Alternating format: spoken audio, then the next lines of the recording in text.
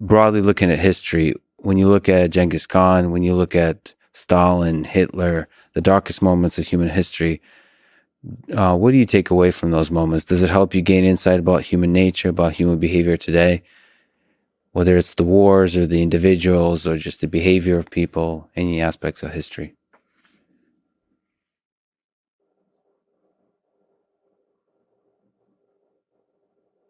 Yeah, I find history fascinating.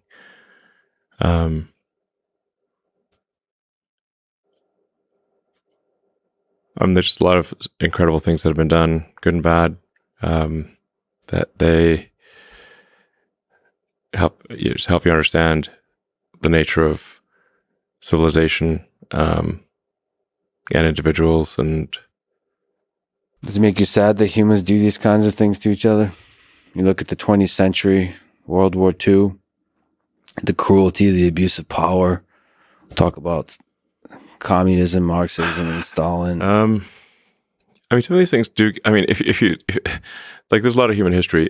Most of it is actually people just getting on with their lives. And it's not like human history is just nonstop war and disaster. Those are actually just, those are intermittent and rare. And if they weren't, then humans would soon cease to exist. But it's just that wars tend to be written about a lot, and whereas like something being like, well, a normal year where nothing major happened doesn't get written about much. But that's, most people just like farming and kind of like living their life, being a villager somewhere. And every now and again there's a war, and I think so. But I have to say, like, there aren't very many books that where I just had to stop reading because it was just too dark. But the book about Stalin, The Court of the Red Tsar, I had to stop reading. It was just too dark, rough. Yeah.